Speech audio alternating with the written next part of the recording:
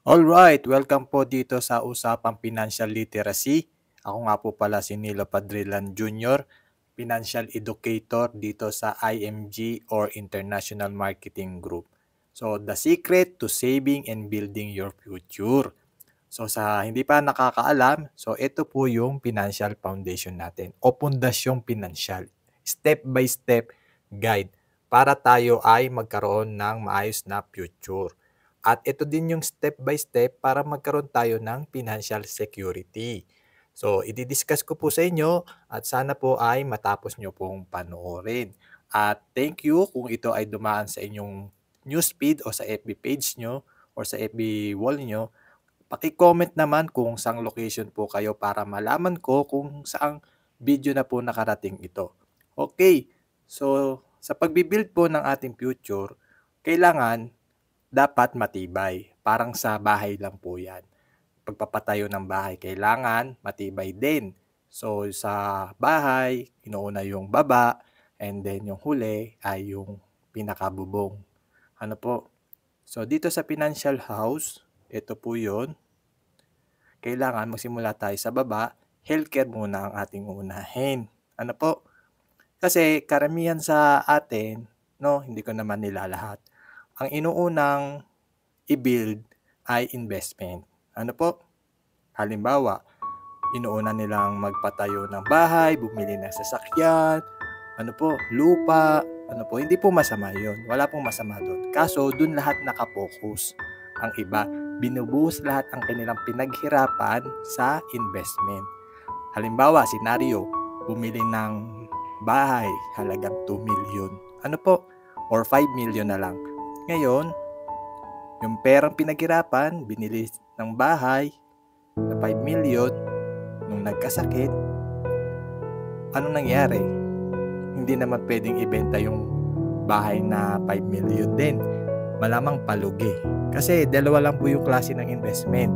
Solid investment, ito yung mga bahay, lupa, kotse, ano po, alahas, at liquid investment. Ito yung mga stock market, healthcare, mutual fund, pag-ibig, MP2. Ngayon, nung nagkasakit, hindi naman po pwedeng ibenta yung bahay na na 5 million din. Malamang palugi. Kasi walang healthcare, walang protection, walang emergency fund.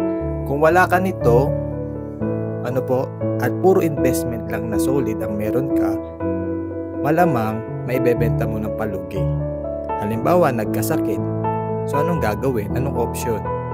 Ibebenta mo yung bahay na, halimbawa, ikaw bumili ka ng bahay na halagang 5 million, tapos may ibebenta mo siya ng palugi para lang ikaw ay mapagamot or makapagbayad ng hospital bill. Tapos kapag kulang pa, ang mangyayari, mangungutang tayo. Siyempre, mahal din ang magkasakit sa Pilipinas, magastos. Tapos, ang mangyayari niya, mababaon tayo sa utang. Mauubos ang ipon, di ba? So, dapat, kailangan, hindi lang investment na solid ang meron tayo. Kailangan unahin natin ng healthcare para maproteksyonan natin yung ating investment na pinaghirapan natin na matagal na panahon, lalo na yung mga OFW. So, yun ang magandang strategy. Simula tayo sa healthcare, dapat meron kang short-term healthcare or long-term healthcare. Ano po? Kasi yung short-term healthcare, hanggang 60 years old ka lang. Pag nagretiro ka na, goodbye na yung HMO mo. Kaya dapat meron ka pa rin long-term healthcare pagtanda. Kasi doon nag-a-appear yung mga sakit, di ba? Pagtanda at magastos, tumanda. Ano po? At syempre, kailangan mo rin ng life insurance protection. Kasi kung zero savings ka, tapos biglang nawala sa mundo, paano yung pamilya mo? So, zero savings din na maiiwan mo sa kanila.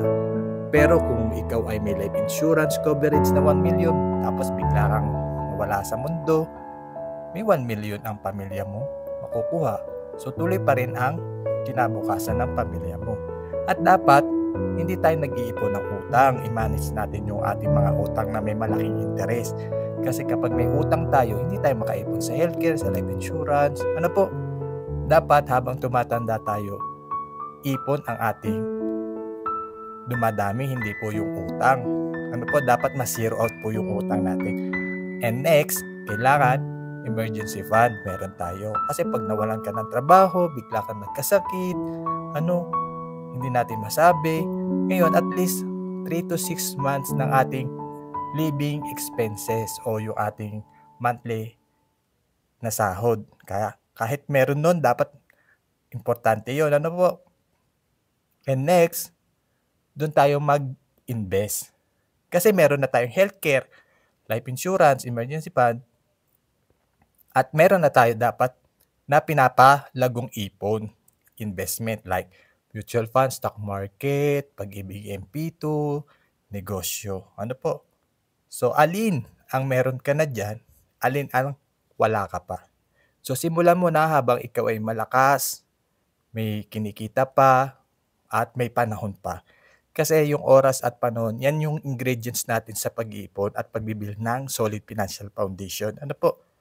So, sa tulong ng IMG, meron kang access sa healthcare, life insurance, matuturuan ka kung paano mag-build ng emergency fund, may access ka sa investment, tuturuan ka kung paano mawala yung utang. Ano po?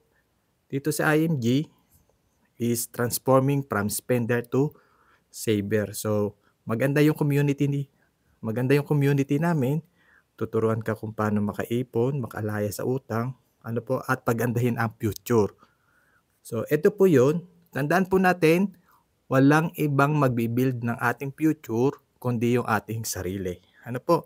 So, simulan natin sa pag-build ng solid financial foundation, step by step mula baba hanggang taas.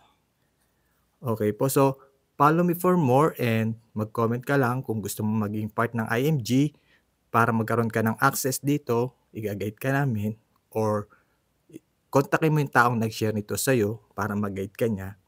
Mag-comment ka lang #ipon to know more about IMG para mag-guide ka namin. Ano po? So, yun po, at kindly to share to your family and friends. Kung nagustuhan mo ang video na ito at may natutunan ka, paki-save naman at paki-like. Salamat po. So ito po yung summary ng ating pundasyong pinansyal na dapat meron tayo. Healthcare, life insurance protection, debt management dapat ma-zero, emergency fund, and investment. Ano po? So follow me for more, Nilo Padrilan, or mag-message ka sa aking FB account, Nilo Padrilan Jr. Ano po? Thank you for watching. And be part of IMG community. Become your own financial educator.